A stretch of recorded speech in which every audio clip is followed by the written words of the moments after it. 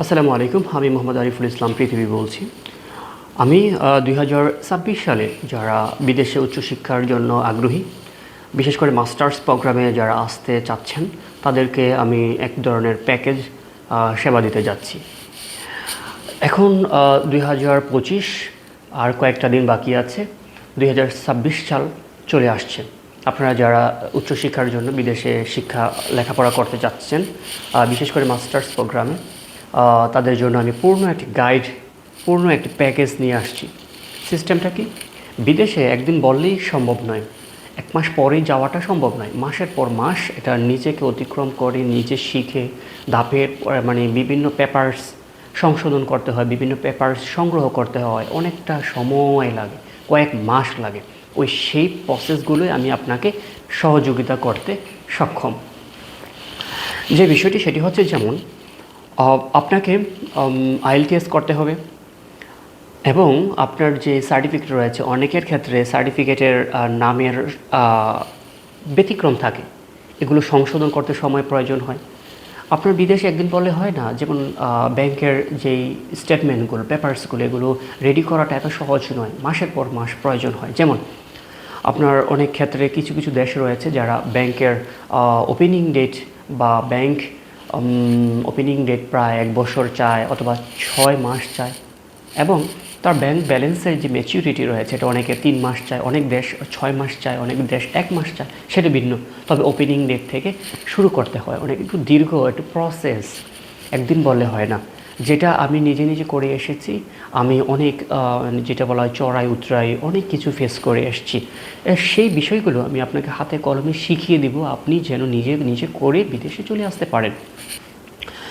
আপনার প্রয়োজন আইএলটিএস, আর আইএলটিএসটি একদিন বললে হয় না, এটা কয়েক মাস শিখতে হয়। এর বেসিকই শিখতে হয় আপনার অনেক সময়, প্রায় অনেক সময় লাগে বেসিকটা বুঝতে উঠতে। আর বেসিকের পর মূল আইএলটিএসটা শুরু করতে হয়। মূল আইএলটিএসটা শেখা এক জিনিস আর প্র্যাকটিস আরেক জিনিস।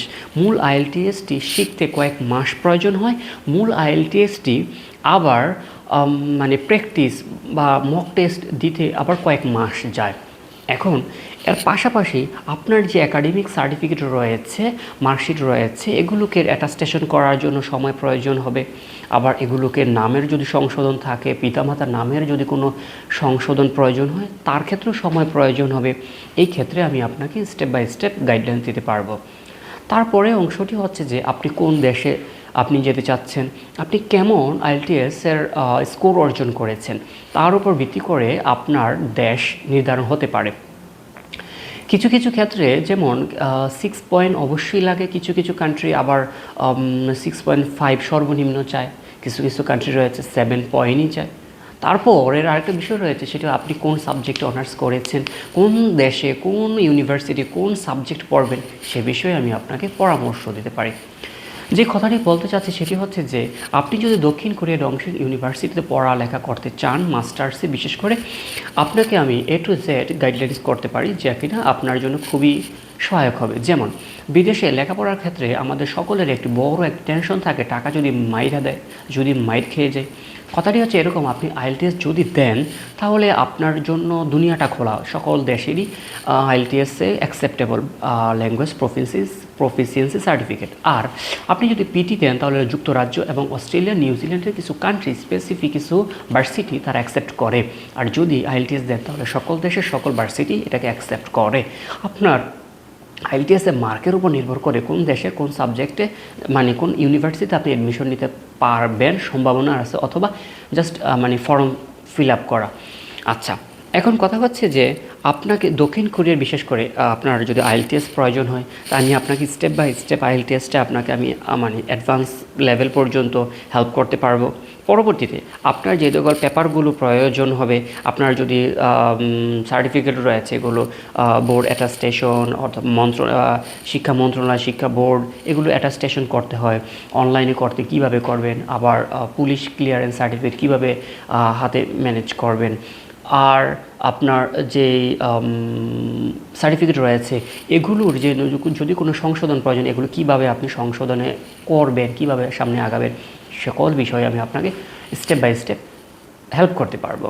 অ্যান্ড বিশেষ করে ডংশি ইউনিভার্সিটি কেন লেখাপড়া করবেন, বা চয়েস করতে পারেন। আপনার 6 থেকে 7 লাখ এর মধ্যেই, বাজেটের মধ্যে আপনি পড়ালেখা করতে আসতে পারেন। আবার আপনার যদি আপনি কি বলা হয়, আইএলটিএস মিনিমাম 5.5, আমি আপনাকে যদি কয়েক মাস আপনাকে যদি পড়াই, তাহলে আপনি নিশ্চিত আপনি 5.5 পেয়ে যাবেন।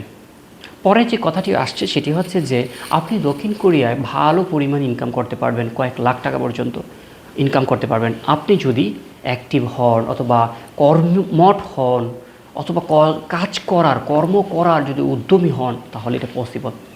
আমি আপনাকে দক্ষিণ কোরিয়ার ডংসি ইউনিভার্সিটিকে চয়েস করার জন্য আহ্বান জানাচ্ছি। বাকিটা আপনার চয়েস। সকল দেশের সকল সাবজেক্টের সকল বিশ্ববিদ্যালয়েরই সুবিধা অসুবিধা রয়েছে, আরও অনেক সুবিধা রয়েছে, হয়তো এই মুহূর্তে আমি আপনাকে বলছি না। তবে এগুলো হলো মেজর যে সাবজেক্টগুলো। আরেকটা বিষয় সেটি হলো, মনে করেন মাস্টার্সে যদি আপনি ইংলিশে মাস্টার্স করতে ভর্তি হন ডংসি ইউনিভার্সিটি, তাহলে আপনার অনলাইনে ক্লাস হয়। অনলাইন ক্লাস থাকলে আপনার কাজের অনেক সুবিধা রয়েছে। স্টুডেন্ট হিসেবে অবশ্যই কিছু প্রতিবন্ধকতা রয়েছে, তারপরেও আপনি মুক্ত বাতাস বেশি খোলা পাচ্ছেন, বেশি সময় পাচ্ছেন, আরও অনেক সুবিধা রয়েছে, যা কিনা বিদেশে আসলেই দেখা যায়, বিদেশে আসলেই আরও বেশি উপলব্ধি করা যায়। আপনাকে স্টাডি অ্যাব্রোডের জন্য অনুপ্রেরণা করছি এবং স্বাগতম জানাচ্ছি। আর নিজের জীবনের উচ্চশিক্ষার জন্য, ব্রাইট ফিউচারের জন্য, গ্লোবাল এডুকেশনের জন্য আহ্বান জানাচ্ছি। যে কথাটি বলতে চাচ্ছি সেটি হচ্ছে সার্ভিস চার্জ যে বিষয়টি রয়েছে। সার্ভিস চার্জে আপনারও একটা বড় এক টাকা মায়ের খাওয়ার সম্ভাবনা রয়েছে বা একটা চিন্তা রয়েছে। এই বিষয়টিকে সমাধানের জন্য আমি যে কথাটি বলতে চাচ্ছি, আমরা যে সার্ভিসটি দিতে যাচ্ছি সেটি হচ্ছে এরকম যে আপনার ভিসা হওয়ার পর আপনি সার্ভিস চার্জ দিবেন। তার আগে আপনার ব্যাংক আপনার ম্যানেজ করবেন। আপনার মনে করেন 20 থেকে 25-30 লাখ টাকা ব্যাংকে রাখতে হয়, স্টেটমেন্ট দেখাতে হয়। আপনার যদি সেই পরিমাণ টাকা না থাকে, সেইভাবে কীভাবে দেখাবেন তার স্টেপ বাই স্টেপ আপনাকে হেল্প করা হবে। কোন ব্যাংক আপনি গেলে আপনি সেই সহযোগিতা পেতে পারেন, সেখানেও আপনাকে হেল্প করা হবে। আপনার ব্যাপার আপনি সব ম্যানেজ করে দিবেন, যেন আপনার একটা কনফিডেন্স থাকে। আপনার ব্যাপার আপনি হাতে থাকবে, তাহলে আপনার একটা কনফিডেন্স থাকে, কোনো আপনার মিস্টেক হচ্ছে না, এজেন্সি খাইয়ে দিবনি, মাইরা দিবনি, এই ধরনের চিন্তা থাকবে না। পাশাপাশি যে কথাটি বলতে চাচ্ছি যে আপনার যদি ভিসা হয় ও ডংসি ইউনিভার্সিটি আপনি যদি অ্যাডমিশন হন, আমি আপনাকে সেই নিশ্চয়তা দিচ্ছি 99% ভিসা হওয়ার সম্ভাবনা রয়েছে। যদি আপনার এখানে একটা মাত্র শর্ত, সকল পেপার অরিজিনাল অথেন্টিক হতে হবে। আমার সেই ক্ষমতা রয়েছে, আমার সেই ব্যবস্থা রয়েছে। আমি আপনাকে নিশ্চিত করতে চাই 99% ভিসা হওয়ার সম্ভাবনা রয়েছে আপনার জন্য, এবং রিজনেবল সার্ভিস চার্জে আপনি ডংসি ইউনিভার্সিটিতে অ্যাডমিশন নিতে পারেন। আর ভিসা হওয়ার পর আপনার সেই ভিসা কাগজটি অনলাইন অথবা অফলাইনে আপনি চেক করতে পারেন। আপনি কনফার্ম হওয়ার পর, আত্মবিশ্বাস হওয়ার পর, তারপর আপনি সার্ভিস চার্জ পে করতে পারেন, যার ফলে আপনার হাতই কন্ট্রোলে রইল। ভার্সিটি অ্যাডমিশন সেমিস্টার ফি আপনি ব্যাংক থেকে পাঠাবেন, কীভাবে পাঠাবেন, সহযোগিতা আপনার অবশ্যই আমরা করব।